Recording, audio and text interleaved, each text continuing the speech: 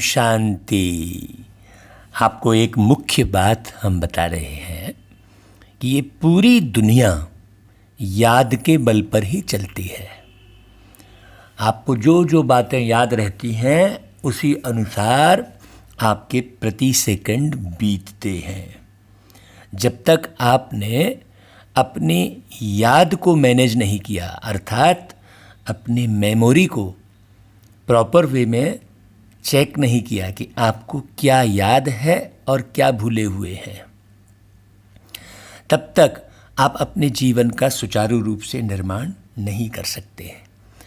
आप सुख शांति की कामना तो करते हैं, लेकिन सुख की बातें आपने कितनी सुनी है, शांति की बातें कितनी सुनी है, सुख के दृश्य कितने देखे हैं, शांति के दृश्य कितने देखे हैं, ये मूल बात है। तो याद अर्थात जो मेमोरी चिप कहते हैं वो है बुद्धि।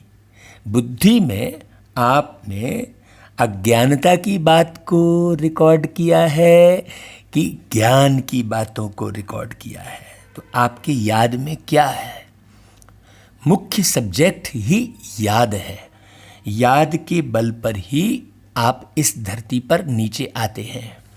याद के बल पर ही आप एक माँ का, पिताजी का चयन करते हैं और जन्म लेते हैं। तो जैसी आपकी याद होती है ना, वैसे ही आपका मन होता है, वैसे ही आपकी बुद्धि बनती है और वैसे ही आपके संस्कार होते हैं।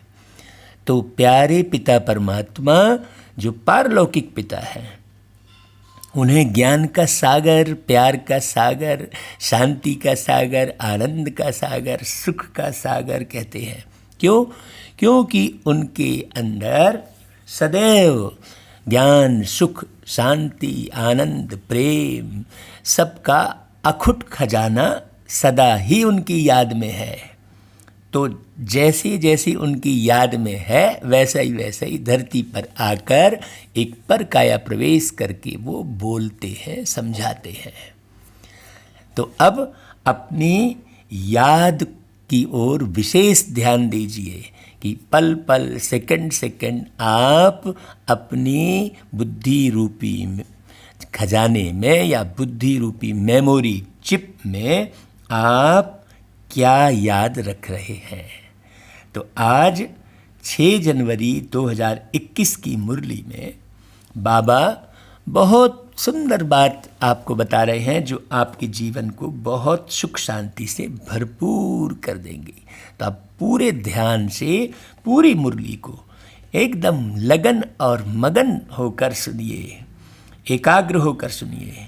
दूसरे जितने भी आपको याद हो वो सब हटा दीजिए और केवल एक बाबा की याद में रहकर मुरली सुनिए।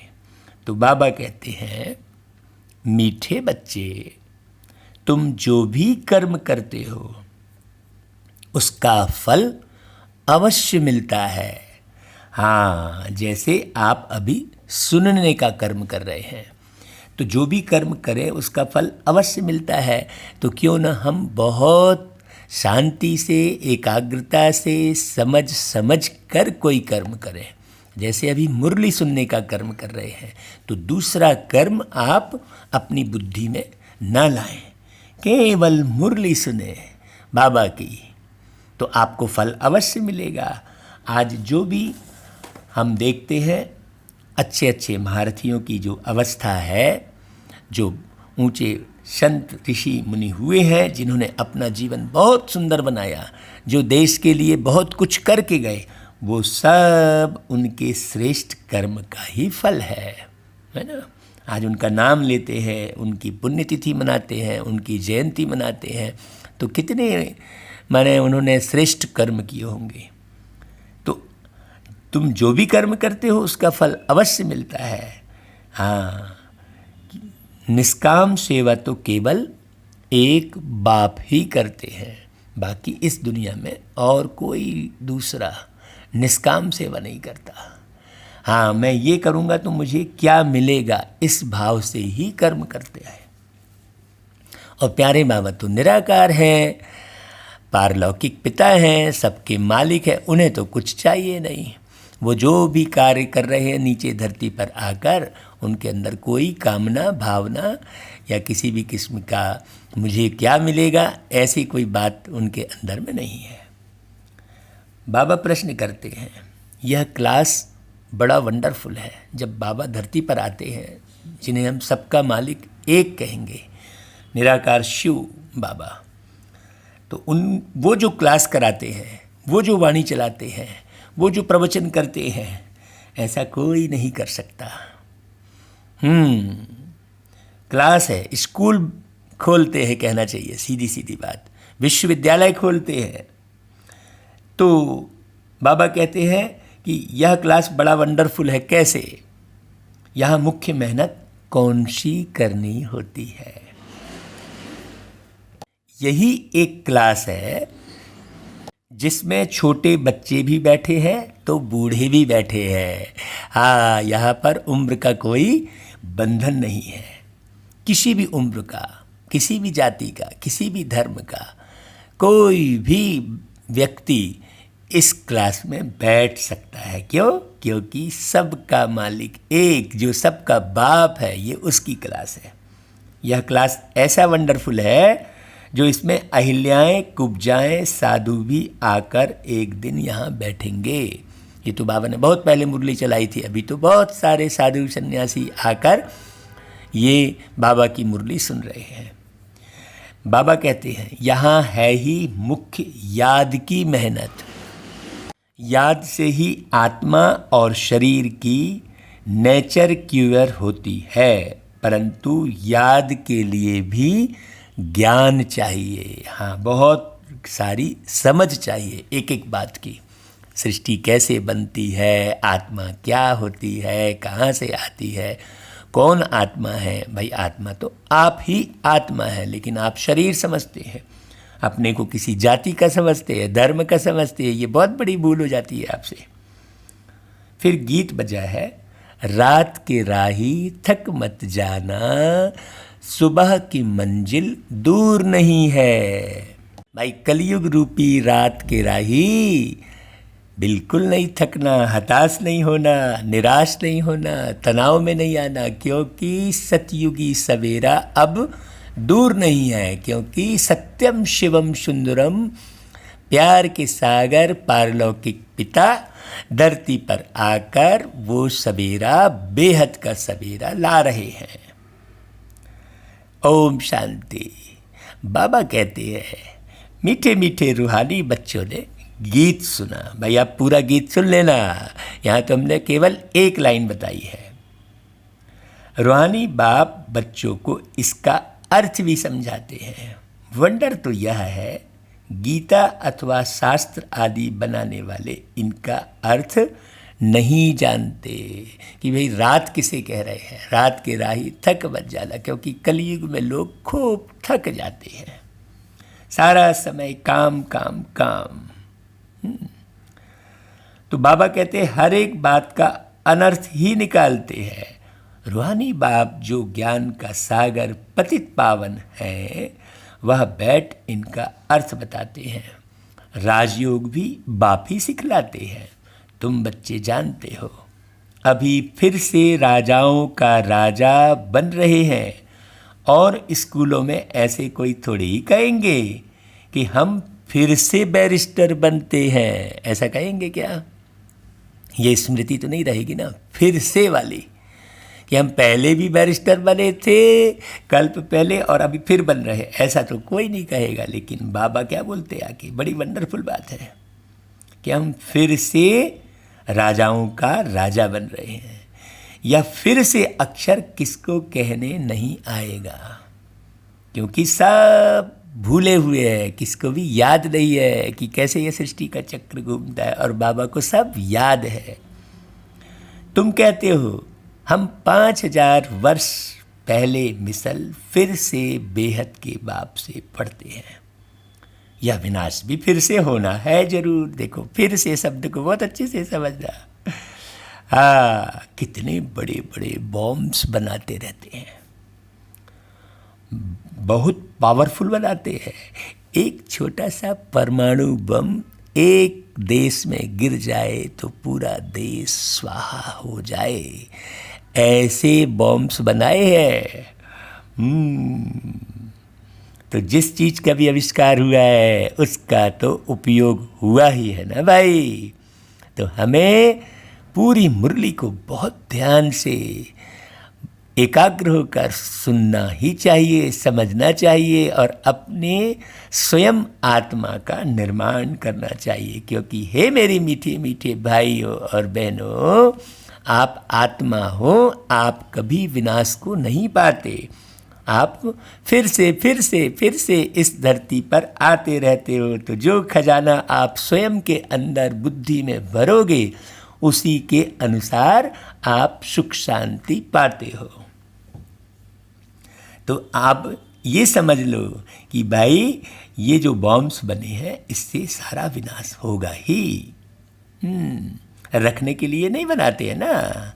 यह विनाश भी शुभ कार्य के लिए है। आपको डरा नहीं रहे हैं कि विनाश होगा। आगे जाकर बहुत सुंदर दुनिया आपके लिए प्यारे बाबा बना रहे। आपके लिए मतलब कौन? कोई धर्म जाति विशेष के लिए नहीं, आप सब आत्माओं के लिए बना रहे हैं बाबा। तो विनाश भी शुभ कार्य के लिए है ना। तुम बच्चों को डरने की कोई दरकार नहीं है, क्योंकि तुम मरोगे तो नहीं, क्योंकि तुम अविनाशी हो। तुम अविनाशी हो, शरीर विनाशी है ना। यह है कल्याणकारी लड़ाई। बाप आते ही हैं कल्याण के लिए। कहते भी है, बाप आकर ब्रह्मा द्वारा स्थापना, शंकर द्वारा विनाश का कर्तव्य कराते हैं। सो यह बॉम्ब्स आदि हैं ही विनाश के लिए। अभी वायरस युद्ध चला, आपने देखा कुछ दिन पहले। हाँ, अब वो ऐसा परमाणु बम बना है जिसका माने ऐसा, जिसके द्वारा ऐसा विनाश होगा जो आप देखते रह जाएंगे। तो बाबा कहते हैं यह बॉम्ब्स आदि हैं ही विनाश के लिए। इनसे जास्ती और तो कोई चीज़ है ही नहीं। एक साथ एक झटके में करोड़ों की संख्या में लोग शरीर छोड़ के और फिर बाबा के साथ मूल वतन आकाश से उस पार जाएंगे। साथ साथ नेचुरल कैलेमिटीज भी होती है, क्योंकि सारा डिस्टर्ब हो जाता है। उनको कोई ईश्वरी कैलेमिटीज नहीं कहेंगे। यह कुदरती आपदाएं ड्रामा में नूंद है। अब इस ड्रामा को समझो। ये सृष्टि रंगमंच पर जो ड्रामा चल रहा है, हमको तो हमेशा लगता है कि भाई हम पिक्चर देख रहे हैं। ये इधर से गुजरा पिक्चर, जैसे पिक्चर में भाई गाड़ी घोड़ा सब देखते हैं वैसे ही तो देख रहे हैं। तो हम तो भैया, हमको अलग से टीवी देखने की ज़रूरत ही नहीं है समय ख़राब करने की। हम तो ये पूरी दुनिया ही एक पिक्चर है, तो पिक्चर के मानन देखते रहते हैं। कुछ भी हुआ तो चला गया पिक्चर में भाई। रील घूम गई, तो कितने आनंद में रहते हैं। आनंद की कोई सीमा नहीं रहती, क्योंकि सत्य को समझ लिया है ना। परमात्मा को सत्य चित्त आनंद स्वरूप कहते हैं। तो चित्त में आनंद ही आनंद भर देते हैं प्यारे बाबा सत्य बताकर। आप भी उस सच्चाई को अच्छे से समझो भाई।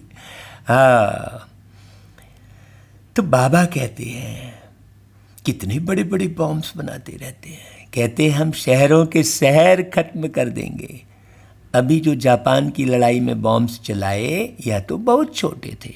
उस समय जब बाबा की मुरली चली तो जापान में बॉम्ब्स गिराए गए थे।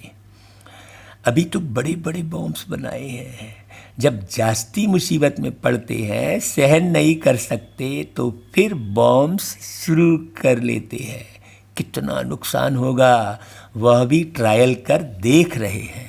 अरबों रुपया खर्चा करते हैं। इन बनाने वालों की तनख्वाह भी बहुत होती है। तो तुम बच्चों को तो खुशी होनी चाहिए भाई। कौन? हम आत्मा है, हमारा तो विनाश होना ही नहीं है। पुरानी दुनिया का विनाश होना है। तुम बच्चे नई दुनिया के लिए पुरुषार्थ कर रहे हो, ये बहुत ऊंची बात है। विवेक भी कहता है पुरानी दुनिया खत्म होनी है जरूर। बच्चे समझते हैं कलयुग में क्या है और सतयुग में क्या होगा। ये अच्छे से जो बच्चे समझ गए हैं वो जरा भी बेहोश नहीं होते। नहीं तो कई बच्चे तो थोड़ा ही खून देखकर बेहोश हो जाते हैं। क्यों? वो खून के भाव में रहते हैं। हाँ, हाड़ मांस लार थूक से बना हुआ ये शरीर जो है एक डब्बे के समान तो है, पूरा भरा है इसमें गंदा। इसके भान में जो रहेंगे वो जल्दी डरते हैं। तो बाबा कहते हैं, विवेक भी कहता है, पुरानी दुनिया खत्म होनी है जरूर। बच्चे समझते हैं कलयुग में क्या है। बाबा कहते हैं, तुम अभी संगम पर खड़े हो, जानते हो सतयुग में इतने मनुष्य नहीं होंगे जो समझेंगे सुनेंगे गहराई से, वही सतयुग में आएंगे ना। तो बाकी इन सब का विनाश होगा। यह कुदरती आपदाएं कल्प पहले भी हुई थी। बाबा को तो याद है, आप भूल गए। आप तो कल की बात भूल जाते हो भाई। बाबा तो 5000 साल की बातों को याद रखते हैं, कब कब क्या क्या हुआ था। पुरानी दुनिया खत्म होनी ही है। कैलेमिटीज तो ऐसी बहुत होती आई है, परंतु वह होती है थोड़े अंदाज में। अभी तक आप थोड़े थोड़े अंदाज में देखते आए। अभी विकराल रूप जो बाबा बता रहे हैं अभी वो तो देखा ही नहीं है अभी आपने, और आपको भरोसा ही नहीं हो रहा है। वो शेर वाली कहानी है ना कि एक गड़ियारा जो है जंगल में जाता था भेड़ चराने, और पूरे जो है गांव वालों को सताने के लिए, मजाक उड़ाने के लिए, शेर आया बचा लो कहता था। तो गांव वाले बेचारे दौड़ के भागते थे, तो फिर हाँ करके हंसता था। ऐसे करके कई बार उसने इस तरीके से गांव वालों को कहा। तो फिर जब एक बार सही में शेर आया, वो चिल्लाया, तो गांव वालों को भरोसा ही नहीं हुआ, गए नहीं, और शेर खा गया उसको। तो वैसा ही आप ये न समझ लेना भाई, हाँ, कि विनाश तो ऐसा होता रहता है थोड़ा बहुत। नहीं, एक दिन सही में बहुत विकराल विनाश होना ही है। कब होगा भाई? जब स्थापना हो जाएगी। पहले श्रेष्ठ कर्म करने वाली आत्माओं की तैयारी हो जाएगी। हाँ, जो श्रेष्ठ कर्म करने वाली आत्माएं हैं वो पूरी तरह से जब तैयार हो जाएंगी, गुणवान आत्माएं तैयार हो जाएंगी, तब फिर इस पुरानी पतित कलयुगी दुनिया का विनाश इन्हीं बॉम्ब्स के द्वारा होगा।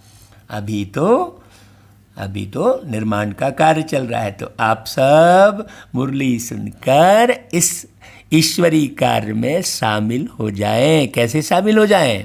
स्वयं को परिवर्तित करना है बस, और कुछ मेहनत नहीं है। घर में रहकर व्यापार करते हुए स्वयं को गुणवान बनाना है, स्वयं की चेकिंग करना है, जांच करनी है कि भाई हम कहाँ तक बने हैं। तो कैसा बनना है, क्या बनना है, ये मुरली सुनने से मालूम पड़ेगा ना भाई। बाबा आके, परमात्मा आके बहुत सुंदर सबको सजाते हैं ज्ञान गुणों से। तो बाबा कहते हैं कि भाई कितना नुकसान होगा, अरबों रुपया खर्चा हो जाएगा। हाँ, बच्चे समझते हैं कि भाई कुदरती आपदाएं कल पहले भी हुई थी, है ना भाई। अभी तो यह पुरानी दुनिया सारी की सारी खत्म होनी है। तो बाबा कहता है तुम बच्चों को बहुत खुशी होनी चाहिए, फिर पुरानी दुनिया खत्म हो जाएगी। भाई पुराना मकान जर्जर था जिसमें बहुत दुख पा रहे थे, वो टूटने पर आपको तकलीफ थोड़ी होगी क्योंकि नया मकान बन रहा है। तो बाबा कहते हैं हम रूहानी बच्चों को परमपिता परमात्मा बाप बैठ समझाते हैं, यह विनाश तुम्हारे लिए हो रहा है। कई बातें गीता में है जिनका अर्थ बड़ा अच्छा है, परंतु कोई समझते थोड़ी है। वह शांति मांगते रहते हैं। तुम कहते हो जल्दी विनाश हो तो हम जाकर सुखी हुए। बाप कहते हैं सुखी तब होंगे जब सतो प्रधान होंगे। बाप अनेक प्रकार की पॉइंट्स देते हैं, फिर कोई की बुद्धि में अच्छी रीति बैठती है और कोई की बुद्धि में कम। बुढ़ियाएँ समझती हैं शिव बाबा को याद करना है बस। उनके लिए समझाया जाता है अपने को आत्मा समझ, बाप को याद करो। फिर भी वर्षा तो पा लेती है ना, साथ में रहती हैं, प्रदर्शनी में सब आएंगे। अजामिल जैसी पाप आत्माओं, गणिकाओं आदि सबका उद्धार होने का है। बाबा यहीं पर आकर उद्धार करते हैं। उन्होंने अहिल्या दिखा दी पत्थर की बनी, फिर परमात्मा के चरण जब टच हुए, राम के चरण जब टच हुए तो वो पत्थर से जागृत होकर फिर स्वर्ग में जाने लायक हो गई, ऐसा दिखाते हैं ना भाई। हाँ, लेकिन चरण नहीं, परमात्मा के आचरण टच होंगे। किसको? आत्मा को। ये बात समझने की है। तो आत्मा ने जो पाप कर्म किए हैं, भाई पाप कर्म कौन करती है? आत्मा, इसलिए पाप आत्मा कहते हैं। पाप शरीर थोड़ी कहते हैं। पुण्य कर्म कौन करती है? शरीर में बैठकर आत्मा करती है, इसलिए पुण्य आत्मा कहते हैं, पुण्य शरीर नहीं कहते हैं। तो जो अहिल्या का दिखाया है कि रामचंद्र जी के चरण स्पर्श हो गए तो वो पत्थर से जागृत हो गई। तो पत्थर बुद्धि मनुष्य अभी बाबा के आचरण को सुनते हैं, अपने में धारण करते हैं, तो सतयुग स्वर्ग के लायक बन जाते हैं। ये बड़ी गहरी बात समझना। दुनिया से बुद्धि हटाओ, प्यारे पिता परमात्मा के ज्ञान में लगाओ जल्दी जल्दी, समय बहुत कम बचा है। तो बाबा कहते हैं मेहतर भी अच्छे कपड़े पहनकर आ जाते हैं। हाँ, अजामिल जैसी पाप आत्माओं, गणिकाओं का उद्धार होना है। गांधी जी ने अछूतों को फ्री कर दिया, साथ में खाते भी हैं। बाप तो और भी मना नहीं करते हैं, समझते हैं इन्हों का भी उद्धार करना ही है। हाँ, कोई छुआछूत वाली बात बाबा नहीं रखते भाई, काम से कोई कनेक्शन नहीं है। इसमें सारा मदार है बाप के साथ बुद्धि योग लगाने का। जो बाबा बता रहे हैं उसमें विशेष रूप से अपनी बुद्धि लगाओ, बुद्धि को इधर उधर मत भटकाओ भैया, बाप को याद करना है।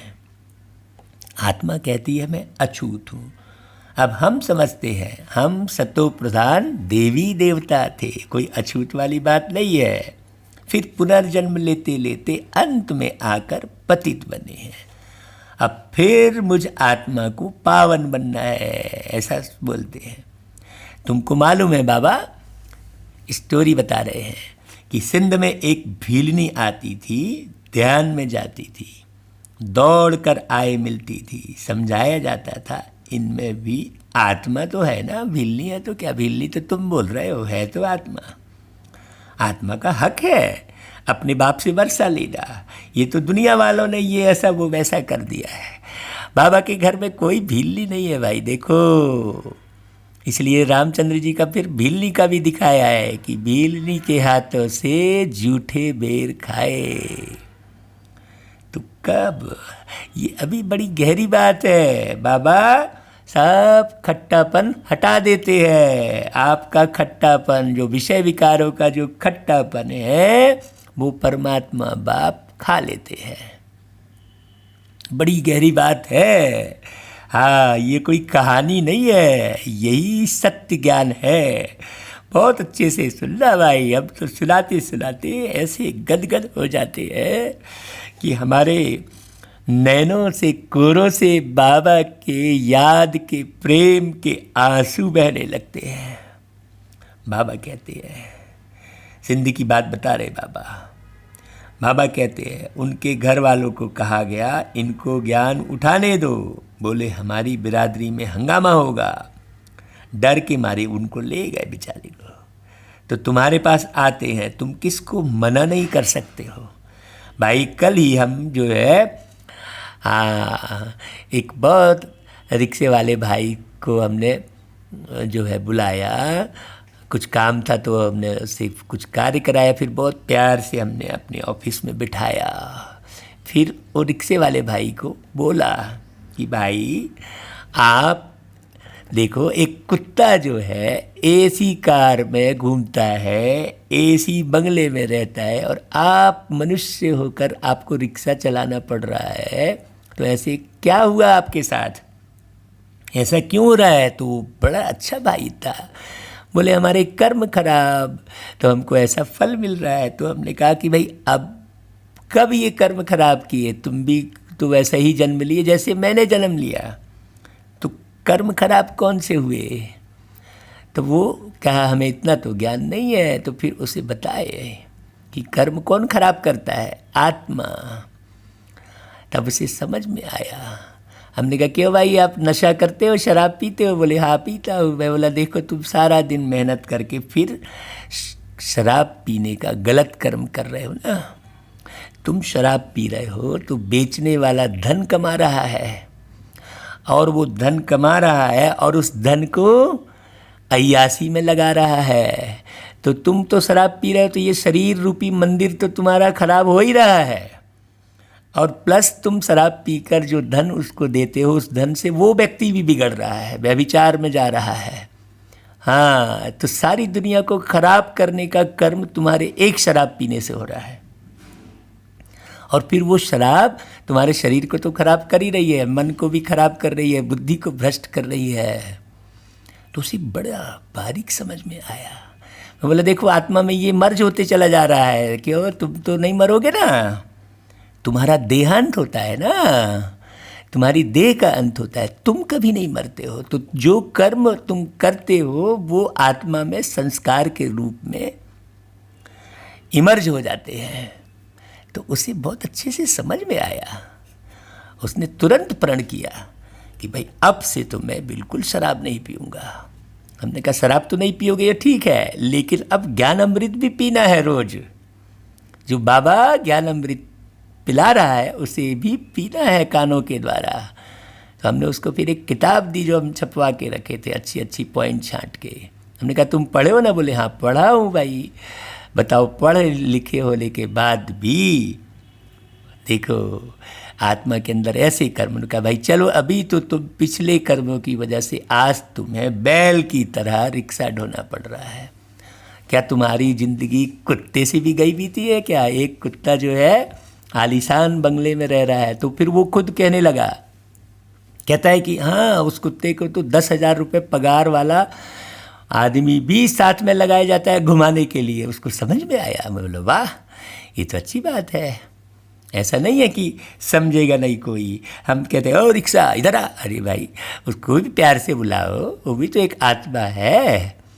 हाँ उसका नाम रिक्शा थोड़ी है, लेकिन हम ऐसा बुलाते ओ भाई आओ, ऐसा तो बोल सकते ना। लेकिन हाँ धन के नशे में, पद के नशे में लोग ऐसा रहते हैं जो किसी से ढंग से बात भी नहीं करते। तो हमने जब उसको बिठाया ऑफिस में तो कहने लगा कि आजकल कोई ढंग से बात भी नहीं करता भाई। आप तो बड़े अच्छे से हमको अपने ऑफिस में, इसी ऑफिस में बढ़िया बिठा रहे हो और अच्छी अच्छी बातें बता रहे हो। हमने कहा आप छोड़ देना ये, और छोड़कर ज्ञान अमृत पीना। विष क्यों पी रहे हो? वो तम्बाकू भी खाए तो शराब भी पिए। तो ऐसा बाबा सेवा करा लेते हैं। जब हम बाबा की याद में रहते हैं तो सब चमकती हुई आत्माएं दिखाई देती हैं।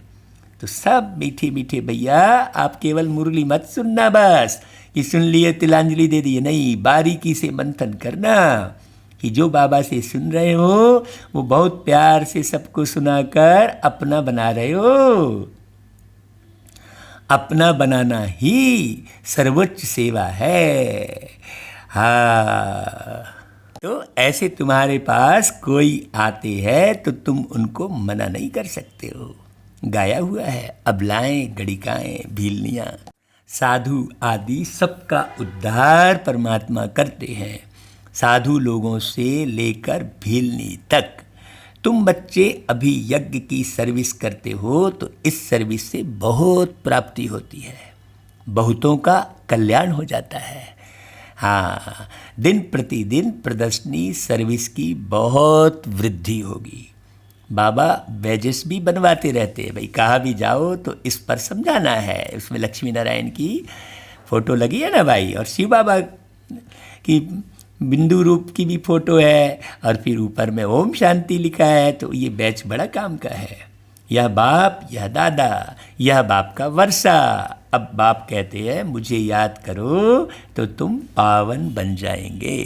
गीता में भी है ना, मामेकम याद करो। सिर्फ बाबा कहते हैं कि उनमें मेरा नाम उड़ाए बच्चे का नाम दे दिया है, तो सारा मूंझ गए हैं। भारतवासियों को भी यह पता नहीं है कि राधे कृष्ण का आपस में क्या संबंध है। उनके शादी आदि की हिस्ट्री तो कुछ भी नहीं बताते हैं, राधे राधे करते रहेंगे। और फिर रुक्मणी का विवाह दिखा देते हैं। भाई अब तो भागवत कथा करते हैं तो सारी कथाओं का रहस्य बताते हैं। बाबा ने बहुत भरपूर किया, मुरली पढ़ पढ़ के सब जाना हमने, खूब पढ़ाई की। और अभी देखो ड्रामानुसार बाबा ने कितना अच्छा पाठ दे दिया। बाबा कहते हैं दोनों अलग अलग राजधानी के हैं, यह बातें बाप बैठ समझाते हैं। यह अगर समझ जाएं और कह दें कि शिव भगवान उवास तो सब उनको भगा दें। कहें तुम यह फिर कहाँ से सीखे हो, वह कौन सा गुरु है। कहे बीके हैं तो सब बिगड़ जाए, इन गुरुओं की रजाई ही चट हो जाए। ऐसे बहुत आते हैं, लिखकर भी देते हैं, फिर गुम हो जाते हैं। बाप बच्चों को कोई भी तकलीफ नहीं देते हैं, कोई लड़ने झगड़ने की बात थोड़ी करते हैं बाबा, आर्गुमेंट करने की जरूरत थोड़ी है। संपन्न बनो, सूर्य उग गया तो सब सलाम करेंगे, इसलिए सूर्यवंशी में आने का पूरा पूरा पुरुषार्थ करो भाई।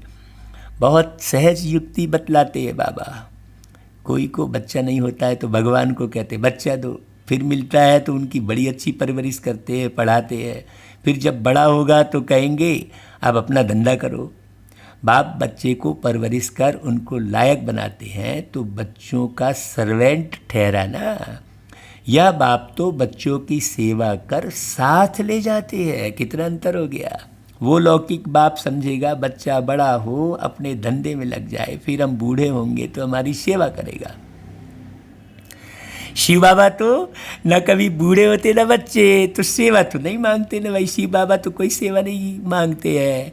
शिव बाबा तो अति सूक्ष्म ज्योति स्वरूप है, उनका कोई हाथ पैर नहीं है तो कोई उनके हाथ पैर की सेवा कर रहा है, उनको पानी पिलाना है, ऐसा तो कुछ है ही नहीं। बाबा कहते हैं बाबा तो है ही निष्काम। कौन? शिव बाबा। लौकिक बात समझते हैं कि जब तक जीता हूँ तब तक बच्चों का फर्ज है हमारी संभाल करना, यह कामना रखते हैं। यह बाप तो कहते हैं मैं निष्काम सेवा करता हूँ, न तो मैं बूढ़ा होता हूँ बाबा कहते हैं, तो मुझे कोई सेवा की ज़रूरत ही नहीं है। बाबा कहते हैं हम तो राजाई भी नहीं करते हैं, तो मैं कितना निष्काम हूँ। देखो ऐसा कोई बोलेगा क्या? ये वाणी से समझ में आता है ना भाई। और जो कुछ भी करते हैं तो उसका फल उनको जरूर मिलता है। यह तो है सबका बाप। कहते हैं मैं तुम बच्चों को स्वर्ग की राजाई देता हूँ। ऐसा कोई बोलेगा क्या भाई? मैं तुम बच्चों को स्वर्ग की राजाई देता हूँ। एक तो बच्चा कोई बोल ही नहीं सकता सभा में दूसरे को। हाँ, तुम कितना ऊंच पद प्राप्त करते हो, मैं तो सिर्फ ब्रह्मांड का मालिक हूँ। सो तो तुम भी हो, परंतु तुम राजाई लेते हो और गंवाते हो। कहते हैं हम तो भाई राजाई नहीं लेते और ना गंवाते हैं, हमारा ड्रामा में यह पार्ट है। तुम बच्चे सुख का वर्षा पाने का पुरुषार्थ करते हो, बाकी सब सिर्फ शांति मांगते हैं, शांति शांति मिल जाए। वो गुरु लोग कहते हैं सुख काग बिस्टा समान है, इसलिए वह शांति ही चाहते हैं। वह यह नॉलेज उठा न सके भाई, वो सुख को काग विष्टा समान समझते हैं। क्यों? क्योंकि वो विषय विकार को ही सुख समझते हैं। तो काग विष्टा, काग यानी कौआ, विष्टा यानी गंदगी। कौआ काला होता है तो काम विकार को ही काला कहते हैं। उसको यदि दुनिया वाले सुख समझते हैं तो वो अल्पकाल सुख समझते हैं, बाकी सारा गर्त में जाते हैं। बड़ी बड़ी बारीक बात समझाते हैं बाबा। यह नॉलेज वो उठा नहीं सकते जो विकारों को सुख समझते हैं। उनको सुख का पता ही नहीं है। बाप समझाते हैं शांति और सुख का वर्षा देने वाला एक मैं ही हूँ। पवित्रता में जो सुख है वो सुख हर व्यक्ति नहीं समझ पाता, तो वो पवित्र रहने वाले को वो समझता है अरे ये चला गया, ऐसा समझता है। उसको पता ही नहीं है कि पवित्र रहने में कितना सुख है। सतयुग त्रेता में गुरु होता ही नहीं, वह रावण ही नहीं है तो गुरु की दरकार ही नहीं है। वह है ही ईश्वरीय राज्य। हाँ, प्यारे बाबा के द्वारा बनाया हुआ राज्य, राजधानी यह ड्रामा बना हुआ है, बना बनाया है, रिपीट बस होता है। यह बातें और किसकी बुद्धि में बैठेगी ही नहीं। तो बच्चों को अच्छी रीति धारण कर और ऊंच पद पाना है। अभी तुम हो संगम पर, जानते हो नई दुनिया की राजधानी स्थापन हो रही है। भाई सबको ये एहसास हो रहा है ना जो सुन रहे हो? हाँ, ऐसा नहीं कि गपोड़ा है कोई। हाँ, यही सच्चा है। सत्यम शिवम सुंदरम की वाणी है ये। तो तुम हो ही संगम युग पर, बाकी सब है कलयुग में। वह तो कल्प की आयु ही लाखों वर्ष कह देते हैं, घोर अंधियारे में है ना भाई। ये कल्प की आयु का जिक्र हम पिछली मुरली में बहुत विस्तार से किए हैं, आप उनको जरूर सुनना भैया। गाया भी हुआ है, कुंभकर्ण की नींद में सोए पड़े हैं। कुंभकर्ण, कुंभ यानी घड़ा, कर्ण यानी कान। सब के सब घड़े जैसे कान वाले बन गए हैं। जैसे घड़े में कोई बात अगर बोलेंगे तो वापस रिपीट आ जाएगी, उसमें रुकेगी नहीं। हाँ, उसमें क्या रुकेगा? पानी रुक जाएगा जो एक दिन सड़ जाता है। तो दुनिया में भी कुंभकर्ण घड़े जैसे कान वाले हैं। रद्दी रद्दी बातें, निगेटिव समाचार बुद्धि में स्थिर रहेंगी। उसको 10 बार बता देंगे, 100 बार बता देंगे, चैनल में बता देंगे, अखबार में बता देंगे, सब मिलकर वही हुआ हुआ हुआ हुआ करते रहेंगे। हाँ, सियार की तरह सब उटपटांग बातें, व्यर्थ की बातें, हत्या की बातें। तो वो कुंभकर्ण हुए ना भाई। हाँ, सड़ी गली बातें, बीती हुई बातें, उनको ही प्रचारित करते रहते हैं। तो उनको ये ज्ञान की बातें नहीं सुनाई देती है। और कुंभकर्ण के लिए क्या कहा गया है कि भाई खूब नगाड़ा बजाए, ज्ञान का नगाड़ा बजा रहे, नहीं समझ में आ रहा है, खूब नगाड़ा बजाए। फिर बहुत लोग काहे में आते हैं। हाँ, वो काय कब उठा कुंभकर्ण? जब बहुत सारे खाने की खुशबू आई उसको नाक से। अरे, तो ऐसे ही जब यहाँ पर भोजन का कार्यक्रम रखेंगे तो सब भाग के आते हैं, और बाबा के ज्ञान सुनना है बोलेंगे तो 2-4 भी नहीं आएंगे। तो कुंभकर्ण जागते कब है? वो स्वाद में। हाँ, खाने में भागेंगे सब। इसलिए भंडारे के ऊपर भंडारे होते हैं यहाँ पर दुनिया में, खाली भंडारा ही भंडारा है, ज्ञान का भंडार तो सब खत्म है। तो बाबा कहते हैं विजय तो भाई पांडवों की गाई हुई है।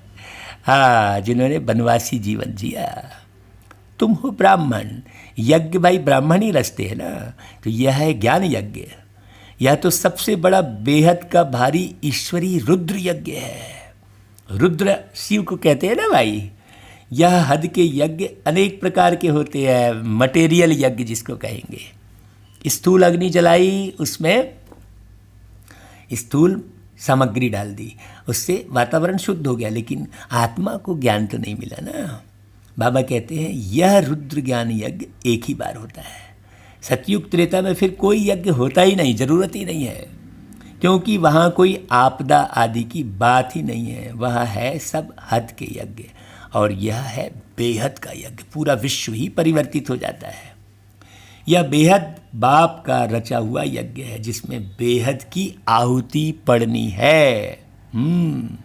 फिर आधा कल्प कोई यज्ञ नहीं होगा। स्पेशल बाबा स्पष्ट कह दे रहे हैं। वहाँ रावण राज्य ही नहीं। रावण राज्य शुरू होने से फिर यह सब शुरू होते हैं। हाँ, विषय विकार जब शुरू होते हैं तो फिर ये यज्ञ फज्ञ सब होते रहते हैं। बेहद का यज्ञ एक ही बार होता है। ये यज्ञ शब्द भी इसलिए बोलना पड़ रहा है कि सब लोग यज्ञ यज्ञ करते रहते हैं। बाकी है भाई ज्ञान, सिंपल सी बात है। इनमें यह सारी पुरानी सृष्टि स्वाहा हो जाती है। यह है बेहद का रुद्र ज्ञान यज्ञ। इसमें मुख्य है ज्ञान और योग की बात। योग अर्थात याद। योग अर्थात मतलब कोई आसन नहीं। याद अक्षर बहुत मीठा है, योग अक्षर तो कॉमन हो गया है। योग इसलिए बोलना पड़ता है कि योग के प्रति आकर्षित होते हैं। योग का अर्थ कोई नहीं समझते हैं। योग का मतलब होता है जोड़, संबंध, आत्मा का परमात्मा से संबंध। तुम समझा सकते हो। योग अर्थात परमात्मा बाप को याद करना। बाबा आप तो हमको वर्षा देते हैं बेहद का, ऐसे आत्मा बात करती है।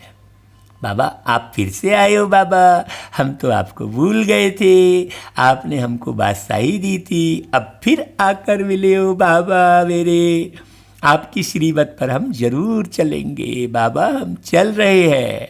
ऐसे ऐसे अंदर में अपने साथ बातें करनी होती है भाई। हम तो प्रति सेकंड बाबा के गीत गाते रहते हैं, बाबा से बातें करते रहते हैं। कभी गीतों में बात करते, कभी मुरलियों में बात करते। हाँ, जहाँ भाई थाली आई सामने तो आओ बाबा मेरे साथ आप भी ले लो, तो भाषण तो लेंगे ना भाई बाबा। तो इसी मुख से बाबा को खिलाते हैं अपने में अनुभव करके। हाँ, बच्चों के साथ तो बाबा बैठ के खाएंगे ना, नहाओ तब भी बाबा को भी नहलाओ, ऐसा बहुत अच्छे से याद करो बाबा को। याद अक्षर बहुत मीठा है। हाँ, तो बाबा कहते हैं अभी बाप फिर जो है सबको बहुत अच्छी अच्छी बातें बताते हैं। बाबा से बातें करते, बाबा आप तो हमें बहुत अच्छा रास्ता बताते हो, हम कल्प कल्प भूल जाते हैं। अभी बाप फिर अभूल बनाते हैं, इसलिए अब बाप को ही याद करना है। याद से ही वर्षा मिलेगा। मैं जब सम्मुख आता हूँ तब तुमको समझाता हूँ, ये बाबा कह रहे देखो। तब तक गाते रहते हैं, तुम दुख हरता सुख करता हो, ऐसा गाते हैं, महिमा गाते हैं, परंतु ना आत्मा को और ना परमात्मा को जानते हैं। अभी तुम समझते हो, इतनी छोटी बिंदी में अविनाशी पार्ट नूंढा हुआ है, यह भी बाप समझाते हैं। उनको कहा जाता है परम पिता परमात्मा, अर्थात परम आत्मा। बाकी कोई बड़ा हजारों सूर्य मिसल नहीं है हूँ भाई, बाबा कह रहे हैं। कहते हजारों सूर्यों से भी तेजोमय भाई। एक तरफ कहते कण कण में विराजमान है, दूसरी तरफ कहते हजारों सूर्यों से तेजोमय है। तो आखिर सच्चाई क्या है? दोनों बातें गलत। बाबा तो अति सूक्ष्म बिंदु रूप है। जैसे तुम बिंदु रूप हो, एक शरीर में बैठकर बोल रहे हो, शरीर छोड़ देते हो तो दिखाई नहीं देते हो, मतलब पेन के पॉइंट से भी छोटे हो, तो वैसा ही परमात्मा भी है। तो बाबा कहते हैं भाई हम तो टीचर मिसल पढ़ाते रहते हैं, कितने ढेर बच्चे हैं। बाबा कहते हैं यह क्लास तो देखो कितना वंडरफुल है, कौन कौन इसमें पढ़ते हैं। अबलाए कुब्जाए साधु भी एक दिन आकर बैठेंगे, बुढ़ियाएँ छोटे बच्चे आदि सब बैठे हैं। ऐसा स्कूल कभी देखा? यहाँ है याद की मेहनत, यह याद ही टाइम लेती है। याद का पुरुषार्थ करना यह भी ज्ञान है ना। याद के लिए भी ज्ञान चाहिए, चक्र समझाने के लिए भी ज्ञान चाहिए। नेचुरल सच्चा सच्चा नेचर क्योर इसको कहा जाता है। तुम आत्मा बिल्कुल प्योर हो जाती हो, वह होती है शरीर की क्यूअर, और यह है आत्मा की क्यूअर। आत्मा में ही खाद पड़ती है। सच्चे सोने का सच्चा जेवर होता है, तो आत्मा बढ़िया हो जाती है तो शरीर भी बढ़िया बन जाता है। अभी यहाँ बच्चे जानते हैं शिव बाबा सम्मुख आया हुआ है। बच्चों को बाप को जरूर याद करना है। हमको अब वापस जाना है, इस पार से उस पार जाना है। बाप को, वर्षे को और घर को भी याद करो। वह है स्वीट साइलेंस होम। दुख होता है अशांति से, सुख होता है शांति से। हाँ, ना समझदारी ही अशांति है, समझदारी ही शांति है। तो सारी समझदारी प्यारे बाबा अभी देते हैं। सतयुग में कौन रहेंगे? समझदार लोग रहेंगे। तो सतयुग में सुख शांति संपत्ति सब कुछ है। यहाँ तो हर एक नासमझी करता है, वहाँ लड़ाई झगड़े की बात ही नहीं है। यहाँ तो लड़ाई ही लड़ाई है। जहाँ देखो बने जरा भी आपने कुछ हुआ बस लड़ाई शुरू। अभी अभी मीठा बात कर रहे, अभी अभी लड़ना शुरू कर दिए। बड़ी दुर्दशा है भाई यहाँ पर। बच्चों को यही फुरना होना चाहिए। हमको सतो प्रधान सच्चा सोना बनना है, तभी ऊंच पद पाएंगे। यह रूहानी भोजन मिलता है, उसको फिर उगारना चाहिए भाई। जैसे गाय खा लेती है फिर जुगाली करती है ना, वैसा ही आप सुन लो और उगारो। हाँ, जुगाली करो।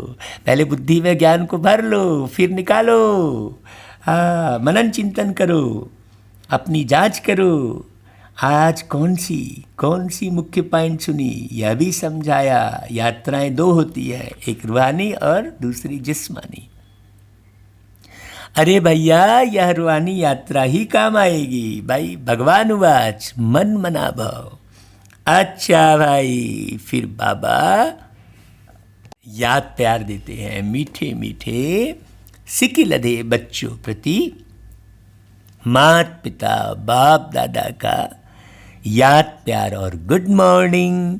रूहानी बाप की रूहानी बच्चों को नमस्ते, और हम रूहानी बच्चों की रूहानी मात पिता बाप दादा को याद प्यार गुड मॉर्निंग और नमस्ते।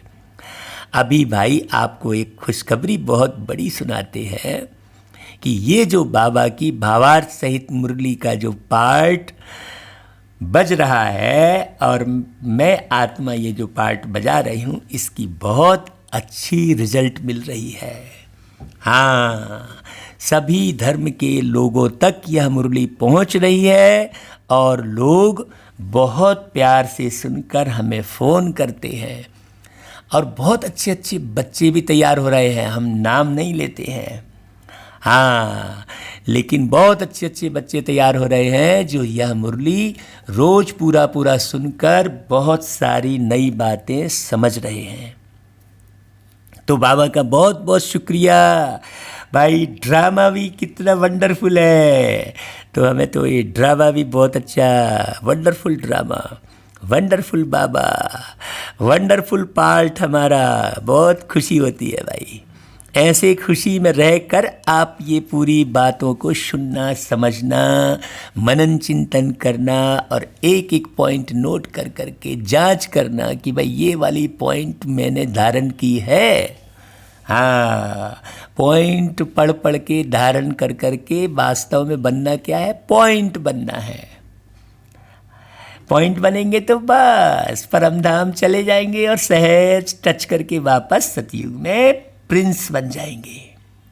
बड़ी गहरी बात है, बहुत समझने की बात है भाई। अच्छा भाई, फिर धारणा के लिए सार सुनते हैं।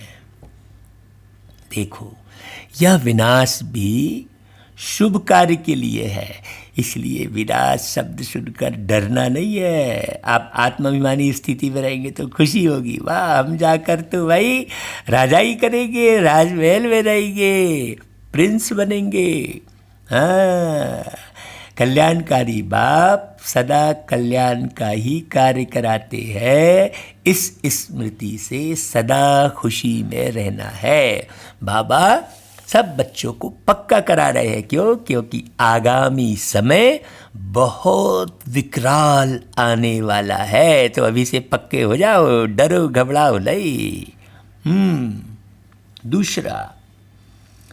दूसरा सार है, सदा एक ही फुरना रखना है कि सतो प्रधान सच्चा सोना बन ऊंच पद पाना है। यहाँ सोने और चांदी के पीछे मत भागो, स्वयं को सोना बनाओ। हाँ, बहुत प्यारी बात है। जब आप स्वयं को सोना बनाएंगे, 24 कैरेट शुद्ध बनाएंगे, तो स्वर्ण नगरी में जाएंगे। तो बाबा कहते हैं जो रूहानी भोजन मिलता है उसे उगारना है। ऐसा नहीं बहुत अच्छी मुरली सुनी मजा आ गया, ऐसा नहीं, आप उसे उगारो भी, सुनो और अपनी ओर निहारो बहुत बारीकी से, तब तो काम आएगा भाई। आज की मुरली में क्या क्या पॉइंट बाबा ने बोला और हम कितना बने हैं, वो अपनी परसेंटेज जांच करो। स्वयं के स्वयं शिक्षक बनो, स्वयं को पद दो। हाँ, अच्छा भाई, फिर वरदान, सत्संग द्वारा रूहानी रंग लगाने वाले सदा हर्षित और डबल लाइट भव। हाँ, जो बच्चे बाप को दिल का सच्चा साथी बना लेते हैं, उन्हें संग का रूहानी रंग सदा लगा रहता है। बुद्धि द्वारा सत बाप, सत शिक्षक और सद्गुरु का संग करना यही सत्संग है। तो इस सत्संग में रहते हैं वो सदा हर्षित और डबल लाइट रहते हैं, पवित्र रहते हैं, ज्ञान के भंडार में रहते हैं, क्योंकि ज्ञान बहुत हल्का होता है, ज्ञान हल्का कर देता है, पवित्रता रहती है। हाँ, उन्हें किसी भी प्रकार का बोझ अनुभव नहीं होता। वे ऐसा अनुभव करते जैसे भरपूर है, पूरा भरे हुए एकदम, कहीं इतने सभी खाली नहीं है कि कोई दूसरी चीज उसमें आ सके। खुशियों की खान मेरे साथ है, जो भी बाप का है वह सब अपना हो गया है। तो कितनी खुशी रहेगी भाई, कितनी खुशी रहेगी सोचो। तो भाई ऐसे सत्संग से रूहानी रंग लगाओ। साल पहले एक गीत बना था, हम मधुबन में थे पांडव भवन में, तो हमको एक गीत मिला था, उसकी धुन बाबा ने बनवाई। हाँ, हमको भाई ने कहा कि देखो आप संगीतकार हो तो आप इसकी धुन बना के बताओ। तो मैंने मन में कहा बाबा मैं तो कोई संगीतकार नहीं हूँ। तो बाबा के कमरे में जाकर मैंने बाबा से बोला बाबा इसकी धुन कैसे होगी, तो फट धुन आ गई भाई। और फिर हमने गाया, ये रूहानी चितवन ये रूप प्यारा, निराला रंग है बाबा तुम्हारा, नहीं भुलाए ये भूलता है, यही निगाहों में झूलता है। ऐसा करके वो गीत बना था। अभी अचानक मुझे 2 लाइन याद आई। ये जीवन मिला अनमोल एक एल्बम निकला था बहुत साल पहले, उसमें ये गीत रिकॉर्ड हुआ था। हाँ, ऐसी अच्छी व्यवस्था हो गई थी, बहुत अच्छे अच्छे संगीतकार मिल गए थे। हाँ, कोरस गाने वाले मिल गए थे, तो बहुत अच्छा गीत तैयार हो गया था। तो सुनना भाई आप ये गीत, जीवन मिला अनमोल कैसेट में निकला है ये। अच्छा भाई, फिर स्लोगन, अपने मीठे बोल और उमंग उत्साह के सहयोग से दिल शिकस्त को शक्तिवान बनाओ। भाई ये स्लोगन पढ़ने लिखने और भेजने के लिए बस नहीं है, इसमें कितनी प्यारी बात बोली है कि भाई अपने मीठे बोल, हाँ, और उमंग उत्साह। तो मीठे बोल कब निकलेंगे, जब मीठा बाबा याद रहेगा, क्योंकि इस दुनिया में मीठा और कोई दूसरा तो है नहीं। तो मीठा बाबा याद रहेगा तो मीठे बोल निकलेंगे। अब आप जांचो, आपके सदा मीठे बोल निकलते हैं? ओ मीठे भैया, वो प्यारे भैया, ऐसे निकलते हैं। एक बार हम दिल्ली गए थे, तो हमने एक रिक्शे वाले भैया को बोला आओ भैया, तो हमने कहा हमको कृष्णा नगर जाना है, तो ऐसी बस में आप बैठा दो। तो बोला भैया मैं इस पार से उस पार नहीं ले जाऊंगा आपको, इसी पार छोड़ूंगा आपको, फिर रोड क्रॉस करके पैदल जाना पड़ेगा। हमने कहा ठीक है चले जाएंगे, आप मेरे को वहाँ तक छोड़ दो। कितना लोगे? तो बोले दूसरों से 10 लेता हूँ, आपसे 5 लूँगा। तो मैंने बोला आप मेरे से क्यों 5 लोगे भाई, आप मेरे से भी 10 लो। बोले नहीं नहीं आप अच्छे लगे तो मैं ऐसा बोल दिया। फिर हम बैठ गए रिक्शे में, हमने कहा देखो आप मेरे सगे भाई हो। तो वो सुनने लगा, बोले ऐसा कहने वाला तो कोई इस दिल्ली में मेरे को नहीं मिला कि सगे भाई हो, मैं तो एक साधारण सा रिक्शा वाला हूँ भैया। बोले हाँ आप मेरे सगे भाई हो। क्यों? क्योंकि आप भी मेरे शिव बाबा के बच्चे हो, परमात्मा के बच्चे हो, एक ही घर से आए हो, मैं भी वहीं से आया हूँ, मेरा भी बाप वही, तुम्हारा भी बाप वही, तो फिर हम क्या हुए, हम सगे भाई हुए ना। तो वो इतना खुश हो गया। फिर वो जो रोड के इस पार छोड़ूंगा बोला, तो बोला नहीं नहीं भैया मैं आपको बस तक छोड़ूंगा। तो वो पूरे बस के दरवाजे तक मुझे छोड़ा। तो मेरे जेब में टॉफ़ियाँ रखी थी, तो मैंने उसको पैसे भी दिए और फिर टॉफ़ी दी। मैंने कहा भैया ये मीठा खाना और सबको मीठा बोलना। तो वो मैंने कंडक्टर को कहने लगा भैया इनको आप कृष्णा नगर आएंगे तो उतार देना। हाँ, ऐसा करके खुश हो गया वो। तो हमारे बोल में सब कुछ है। और बोल कब अच्छे आएंगे? जब हम आत्म रूप में रहेंगे, आत्मा समझेंगे अपने को, आत्मा समझेंगे सबको, ये आत्मा मेरा मीठा भाई है, ऐसा जीवन जियो। केवल स्लोगन वरदान सुनते बस नहीं रहना है। तो मीठे बोल और उमंग उत्साह। हाँ, हमारे उमंग उत्साह कब रहेगा? जब हमें सतयुग की स्मृति रहेगी। मैं तो भाई सतयुग में जाकर प्रिंस बनूंगा, ऐसा पुरुषार्थ जब रहेगा तो उमंग उत्साह रहेगा। सतयुग की स्मृति रहेगी तब उमंग उत्साह रहेगा। यहाँ के प्राप्तियों की स्मृति रहेगी तो उमंग उत्साह घट जाएगा, क्योंकि यहाँ कभी प्राप्ति है कभी अप्राप्ति है, और सतयुग तो अविनाशी प्राप्ति है, जन्म जन्मांतर आप बढ़ते रहेंगे। इसलिए 100% पुरुषार्थ कीजिए भाई। 100% पुरुषार्थ वाला जब सतयुग में आएगा तो वहाँ पर भी वो हमेशा ही ऊंचा रहेगा ना। फिर 99 होगा, और 50% वाला पुरुषार्थ करेगा तो वो 49 में आ जाएगा, और वो 99 में रहेगा, फिर वो 98 में रहेगा, तो वो हमेशा ही ऊपर रहेगा। नीचे उतरते समय भी वो हमेशा ऊपर ही रहेगा, है ना भाई। अच्छा भाई, ओम शांति। स्लोगन बहुत प्यारा था, है ना भाई। तो दिल शिकस्त को भी शक्तिवान बनाओ कह रहे ना। हाँ, तो ऐसे में क्या होगा? जो उदास बैठा रहेगा, दिल शिकस्त होगा, वो भी शक्तिवान बन जाएगा। अच्छा भाई, ओम शांति।